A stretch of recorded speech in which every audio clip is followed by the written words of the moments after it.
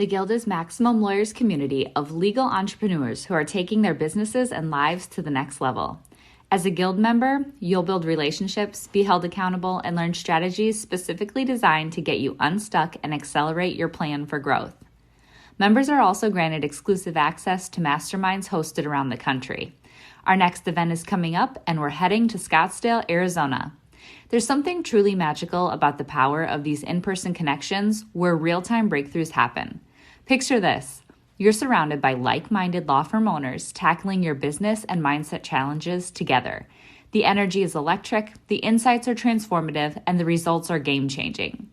Investing in yourself is the best decision you'll ever make. The knowledge, strategies, and breakthroughs you'll gain are priceless assets that will supercharge your practice and propel you forward.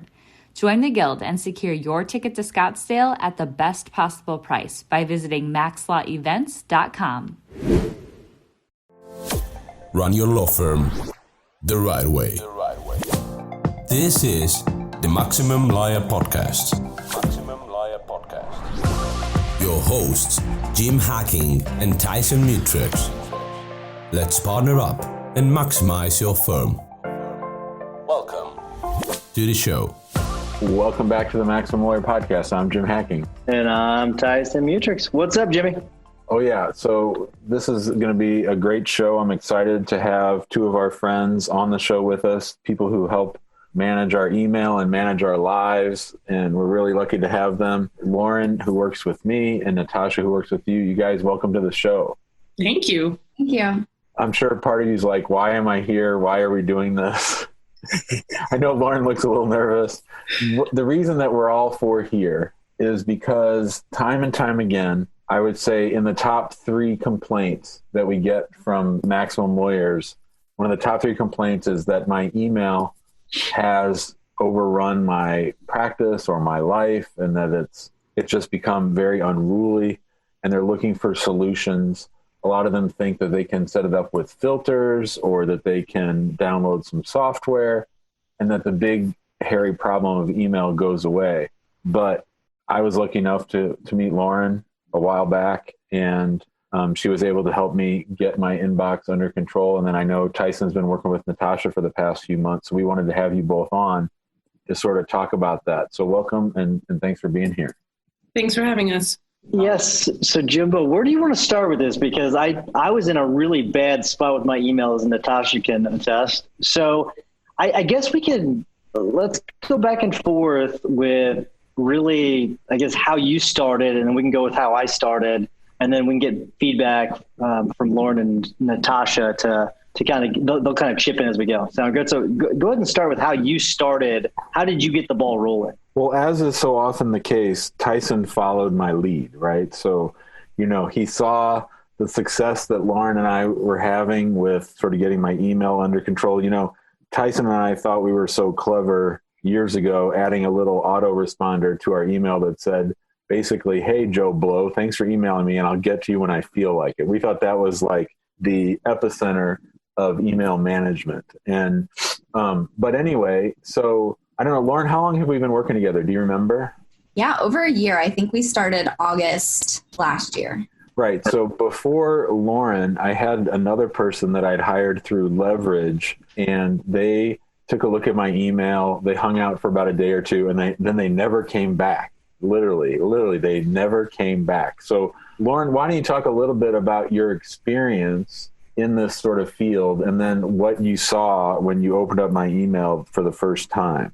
Okay, so specifically, Jim, I think, was my first client when I really started out in this virtual assistant world. I had done it in the corporate world previously, but this was the first time on the go. And so I had worked with a dentist before this. So really, and he never looked at his inbox. I think he made it his mission in life to avoid his inbox and then just like hope when he opened it, it wouldn't be overwhelming. And so Jim's actually wasn't that overwhelming. I want to say maybe you were also on vacation at the time that I came right on afterwards. So I think maybe there was 500-ish. It was so long ago that I really don't remember, but it was a significant amount. But it was easy because a lot of them were promotional emails. And so really what I did was come in and set up folders on the side to really organize them. And then we've gone through this kind of series of different technologies that Jim and his company were using. So we've gone a different couple of ways to see really what works best. So it was kind of trial and error at first, but really it's just when you go into an inbox, you don't want to be overwhelmed with the things you don't need to see. You really want to see just the things that you need to respond to and tasks from clients or from other people in your business. And so that was really the goal, is to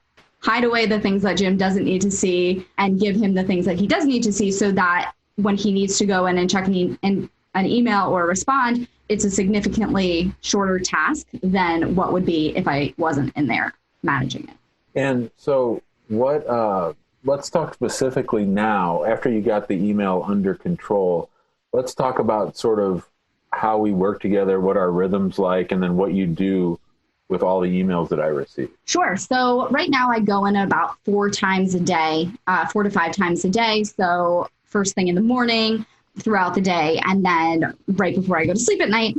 And so what it looks like now is we have a lead generation software, which basically when a new lead comes in, which I've created a filter for, whether they're like a strong lead or they're just kind of asking questions. But either way, I put them into the lead technology and assign it to one of his team members who handles the lead onboarding. So that's one process. Another process, so I put it through a filter of, are they a lead? Is it promo? Is it one of his employees asking a question? And so if it's an employee asking a question, that goes into a specific area of his task. So we have a taskbar on the side that I'll just drop the emails into, so Jim can go in and check them off after he's responded. We also have FileVine, which is his existing clients. So if there's an email from an existing client, I forward it into the FileVine, and either his paralegal answers it or Jim answers it. And so the team kind of takes over at that point. But I basically just take the incoming emails and put them into either Pipedrive for leads or FileVine for existing clients. Yeah, and that works really well. I mean, one of the great things about using Gmail is that, so with Pipedrive, there's a Chrome add-on that allows you to create a new contact right out of the email, and even then create a new deal, which is like what a lead is. And and then she's able, do you then go into Pipedrive? And no, I think then the team goes into Pipedrive and divides it among themselves to take over that lead. So I go into Pipedrive. So once I forward it into Pipedrive, then I assign it to one of the 3 people who deal with their leads. So I just kind of cycle through. If I give it to Daniel, then I give it to Ariella and things like that. And then with FileVine, that's really great, because once you've emailed to that file 1 or 2 times, I have the sense, Lauren, I don't know for sure, but you sort of get into this rhythm of knowing who the clients are, and then Gmail will autofill the FileVine email address so that it goes right into the feed. So that part goes pretty seamlessly too, I think, right? Sometimes the client or whoever, say it's another attorney dealing with case, CC or replies with that. Sometimes it doesn't follow them through. So if that's not the case, then I do have to just forward it to push it through. But again, you usually see it in the feed that it does have its own account. And then the last thing that Lauren mentioned was sort of the Google Tasks, is that there's a Google Task sidebar that you can just drag the email right into there. And then it just turns into a task for me that I know I need to go and clear it out. Mm-hmm. Yeah, so a couple things just real quick, and then I'll turn it over to you, Tyson. Number one is there's no feeling in the world waking up in the morning, and Lauren is on the East Coast, so she has an hour head start on my checking email. So that's been a great freedom. And the other point, I think, is, one, you have to have a Lauren or Natasha who filters the email, but then you also need people that you trust on the back end to receive and act on the email. So again, just like in the lead podcast that I'm doing with Gary Falkowitz, same thing with email, that you have to have the systems built out so that everybody knows what to do and everybody knows their role. And so things don't fall through the cracks. Because if things are falling through the cracks, then you're not going to have that mental space that you get from knowing that everything's not falling through the cracks, right? All right, Tyson, you want to go for a little bit? Yeah, so it's funny. I'm laughing at your 500 emails, and I'm going to let Natasha tell you the number that we actually had to start with.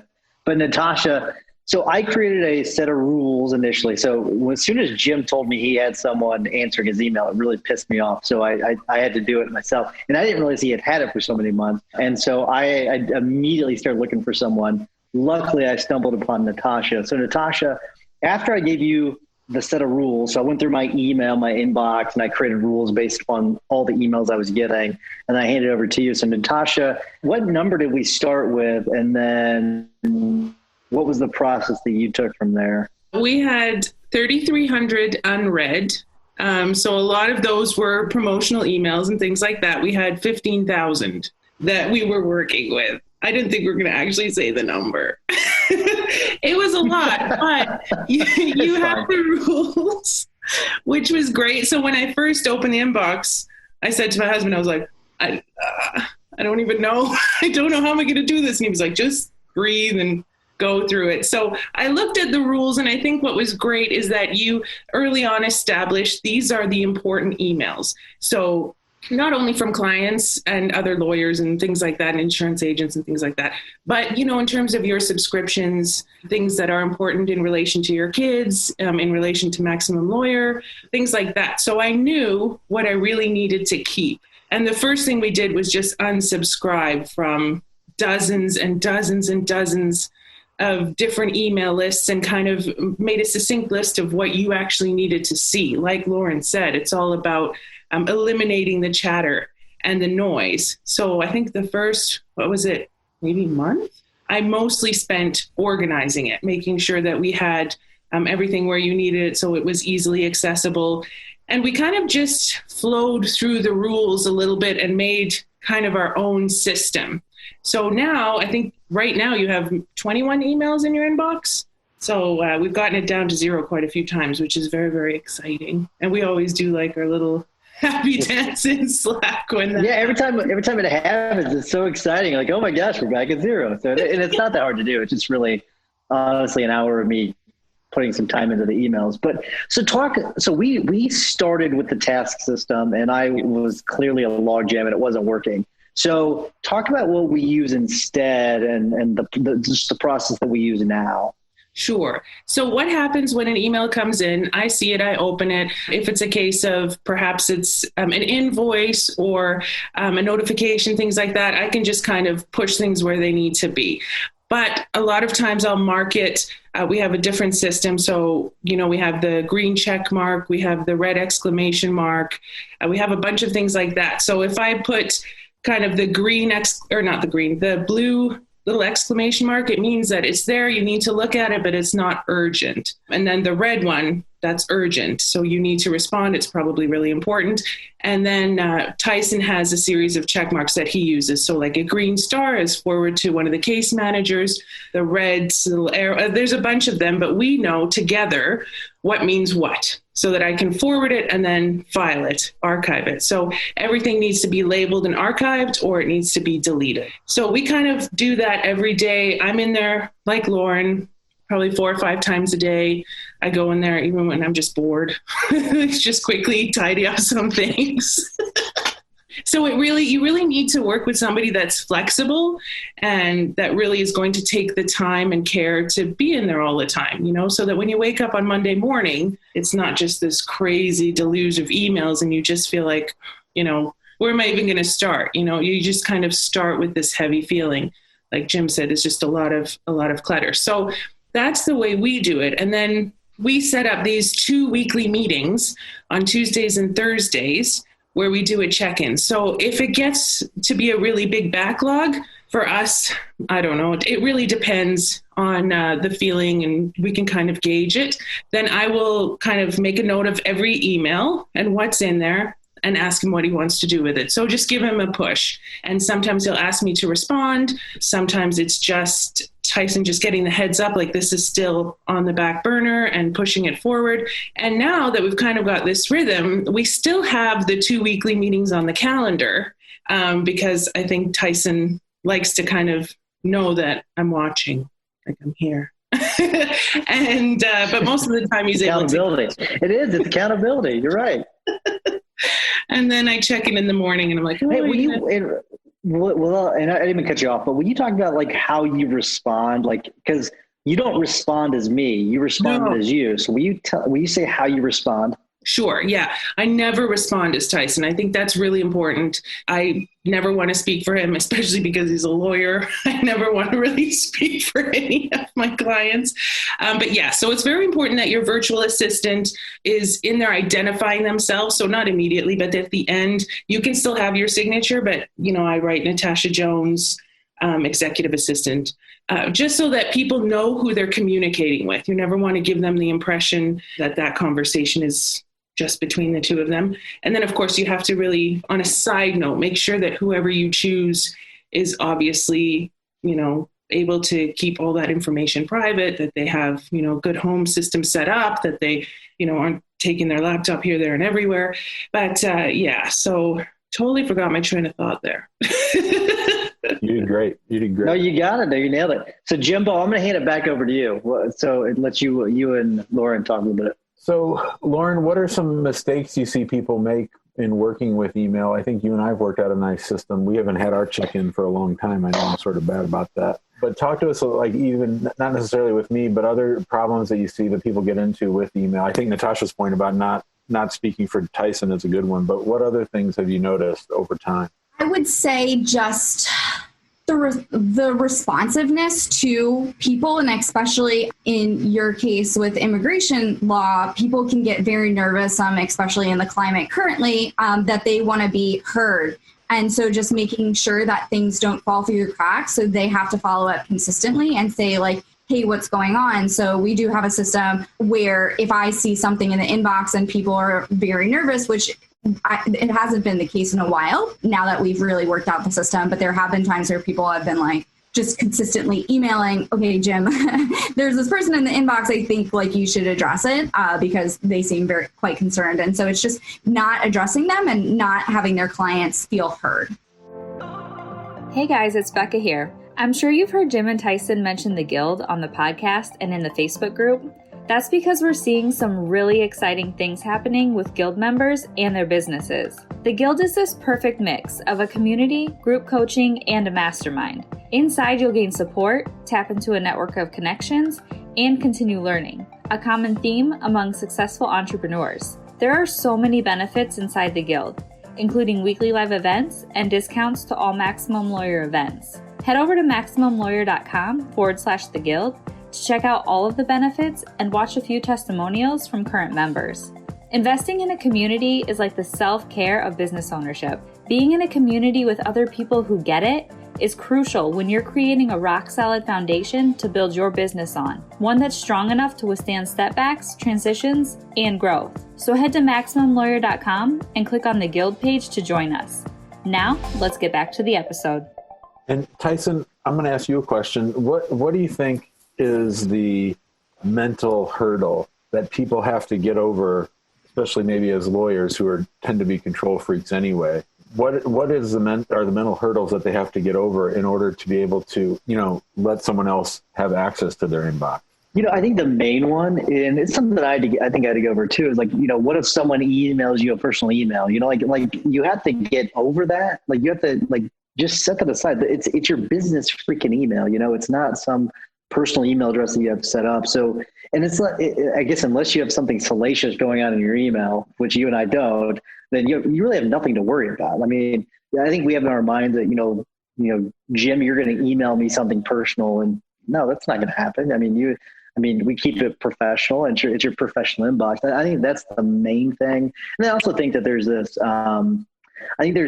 belief that, that's a no-no for some reason, that you shouldn't have someone checking your email. And I don't know where that comes from, but if you have that, it's just like with anything else in the law, stop, just stop. There's no reason for it. There's no rule that says that someone else can't check your email. You have people, and I don't remember who said this to me, but you have people answer your phone. Why wouldn't you have them answer your email? And so whoever said that to me, I'll give you credit if you tell me. I just can't remember who said it, but it's the same thing. It's no different. There's nothing different about your business email as opposed to your business phone. It's the same thing.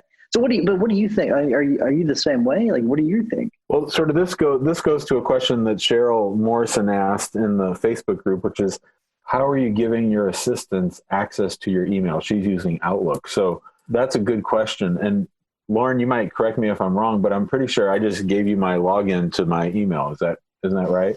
Yes. And anything that we use, additionally, there's always LastPass that puts that layer of protection between you not necessarily needing to see what the password is if you're uncomfortable. One nice thing for me about having Lauren be in New Jersey and me in St. Louis is that I actually like giving Lauren access to my email because, as opposed to giving it to someone inside the firm, because there's information that I get as the owner of the firm, like say about financials or certain pieces of mail that I wouldn't want the whole firm to see. But with Lauren, I have that trust with her, and I can just, she's not going to be digging around looking for stuff like other people who work here might. So I think that's a good thing.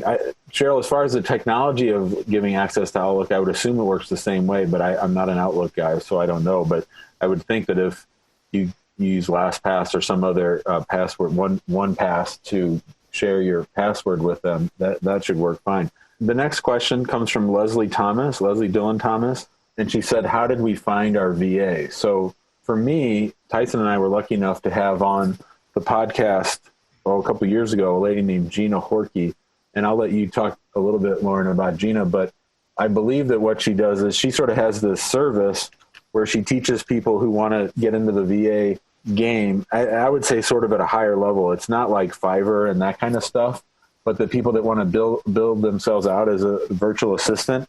And we've had great success with those. I was just telling Nicole Christie last night how helpful and how great that service has been, because I found Lauren that way, and Tyson and I found Becca Eberhardt, who runs Maximum Lawyer for us. So it's a really good resource. But maybe, Lauren, you could talk about that, and then Tyson and Natasha could talk about how they connected.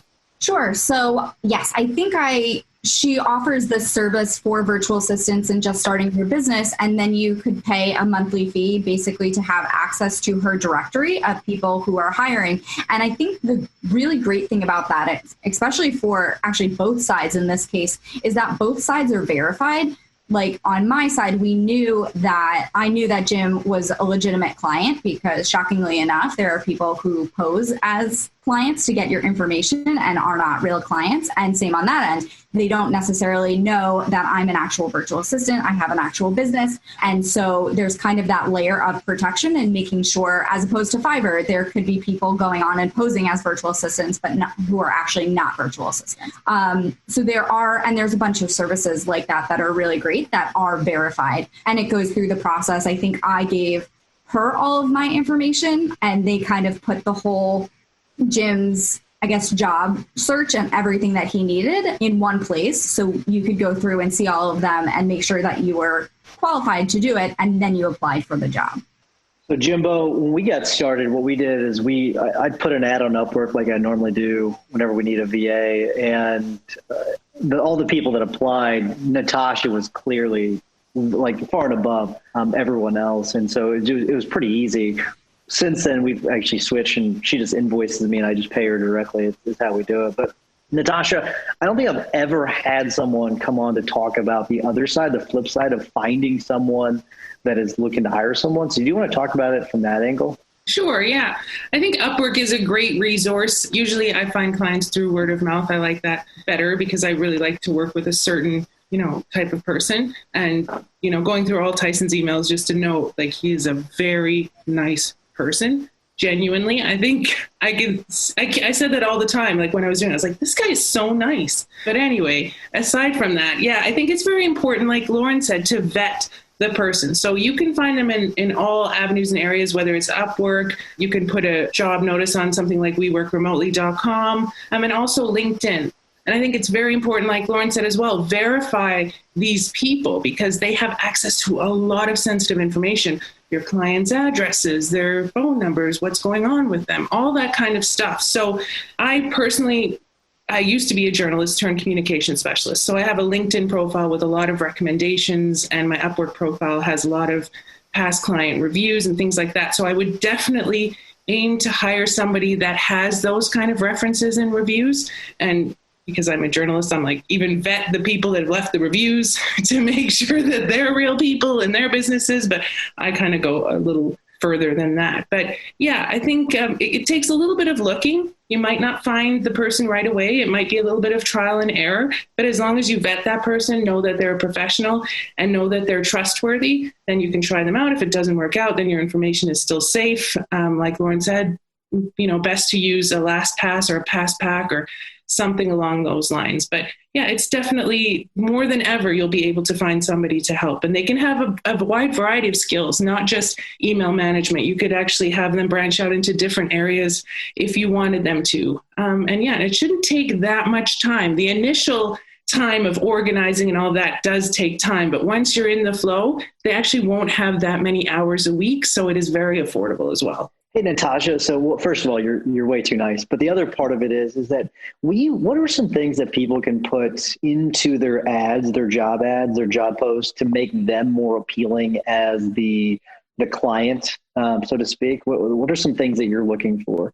Yeah, for sure. I look for specifics. So you'll find some people that throw up a job listing and they're like, I need an email VA. And there's no other information. And it's a bit like, I don't know. I think it's important to tell the person what kind of work they'll be going into. So you don't have to be specific and tell them your name and all of that. But it would be good if you say something like in the legal profession or in something like that, so that they have more of an idea, and give them specific skill sets that you would like them to have. Give them examples of things that they'll be doing so that they can know, yes, I'm qualified for this, or no, I'm not. You don't just want a bunch of people applying that don't have the necessary skills. So be specific, also be friendly. We do want to work with people who are nice and it will help us in the beginning. So I've seen a couple of job ads that are very, do not apply unless blah, blah, like they're very hardcore. And sometimes even if I have that set of skills, I just think, I don't necessarily want to be in that kind of environment. So make your job listing professional but friendly. Jimbo, I'll hand it back over to you. So Devin asks, why not just use software? Why not set up autoresponders and filtering and all that stuff? And maybe, Lauren, you want to try that one? Sure. I think there's an additional layer, because we do have that software in the business that I can make sure it's going to the correct. Like, I don't think there's necessarily that. I mean, Zapier is obviously an amazing addition to any business to really automate systems, but I don't think there's that next level of the differentiating of like, okay, this is a new client, they need to be put into here, where this is an existing client and they need to go here. From what I've seen is that it needs that push initially to put them into the correct location.